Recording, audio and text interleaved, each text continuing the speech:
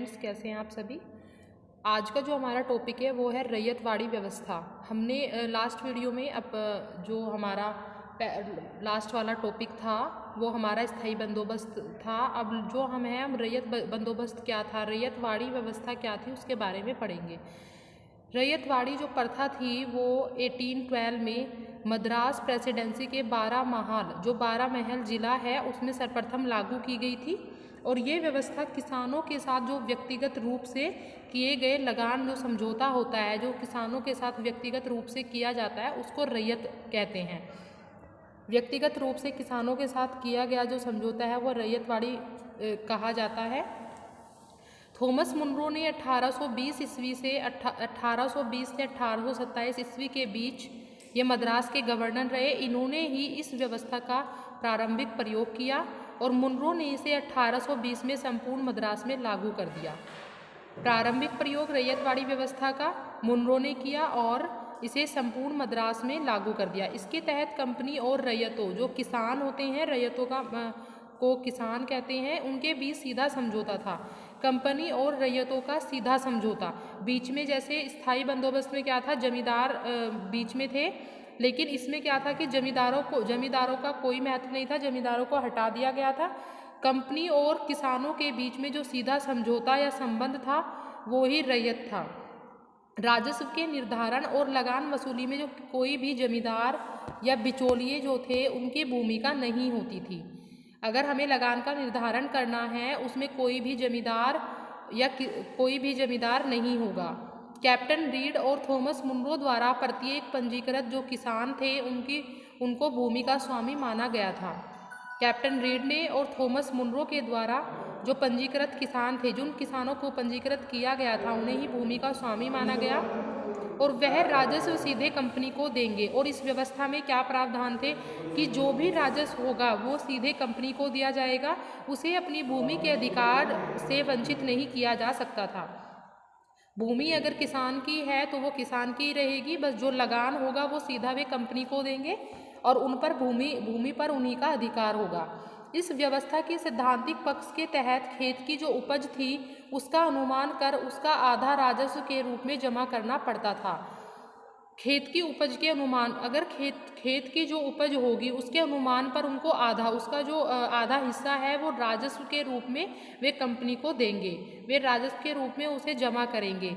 ये रैयतवाड़ी व्यवस्था के अंतर्गत प्रावधान थे। रैयत जो है कृषक प्लस वाड़ी का मतलब होता है बंदोबस्त करना। तो रैयत दो शब्दों के मेल से बना होता है, जिसमें रैयत का आशय है कि किसान एवं और वाड़ी का आशय है प्रबंधन, अर्थात किसानों के साथ प्रबंधन। दूसरे संयुग में रैयतवाड़ी व्यवस्था ब्रिटिश कंपनी द्वारा प्रचलित एक ऐसी व्यवस्था थी जिसमें राज्य तथा सरकार दो किसानों के साथ प्रत्यक्ष तौर पर भू राजस्व का प्रबंधन करती है।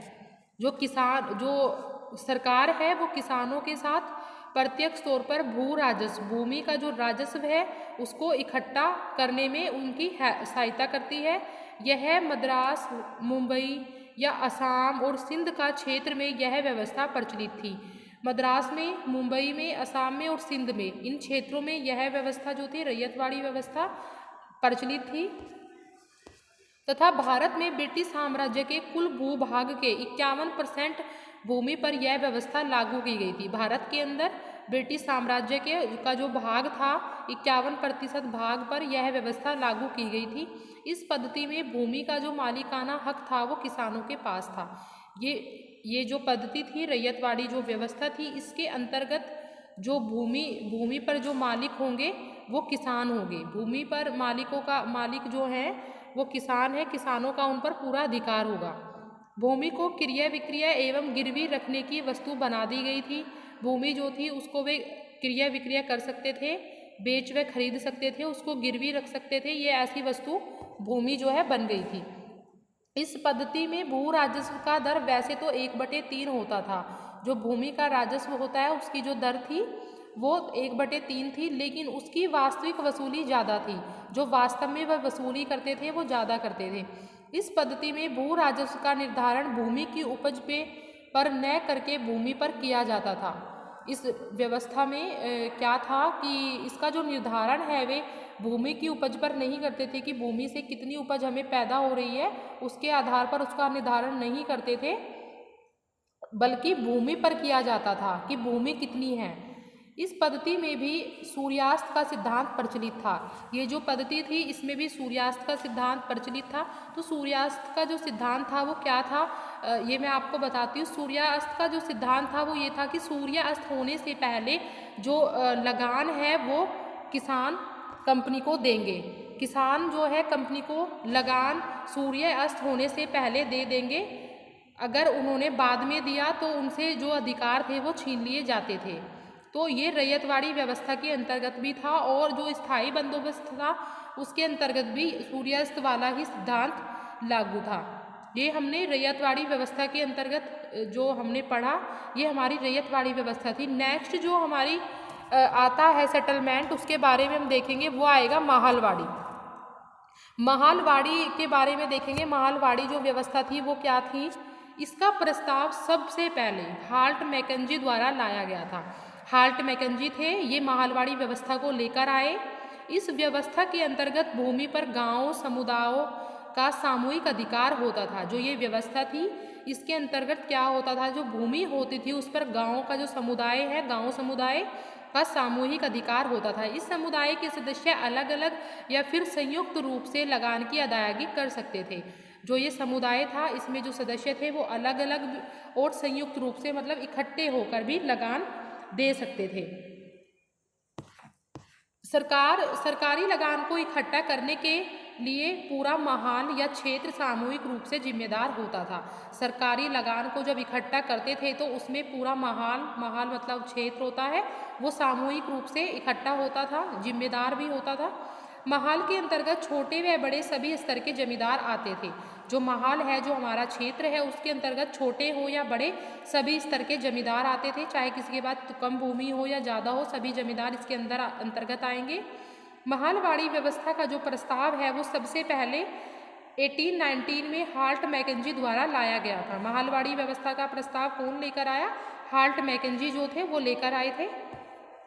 इस प्रस्ताव को 1822 में रेगुलेशन 7 द्वारा कानूनी रूप प्रदान किया गया था। रेगुलेशन 7 द्वारा इसको कानूनी रूप प्रदान किया गया।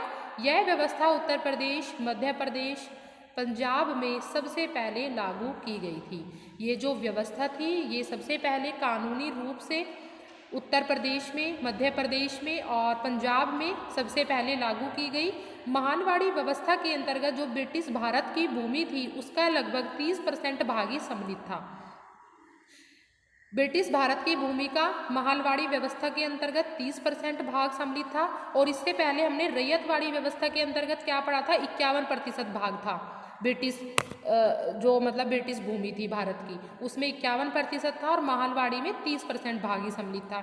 इस व्यवस्था में स्टार्टिंग में क्या हुआ कि लगान की दर कुल उपज का 80% निश्चित की गई थी। इस व्यवस्था में सबसे शुरू में जो लगान की दर थी, जो लगान ये किसानों से लेंगे वो उपज का 80%, जितनी उपज होगी उसका 80% भाग निश्चित किया गया। लेकिन कालांतर में लॉर्ड विलियम बेंटिंग ने मार्टिन बर्ड, जिन्हें उत्तरी भारत में भूमि कर व्यवस्था का प्रवर्तक माना जाता है कि भूमि की जो कर व्यवस्था है वे उसके प्रवर्तक हैं, के सहयोग से 1833 ईस्वी का रेगुलेशन जो 9 मतलब पारित करवाया। इसके अनुसार इस दर को कम करके 66% कर दिया गया था। 1833 के एक्ट के तहत इसको 66% कर दिया गया।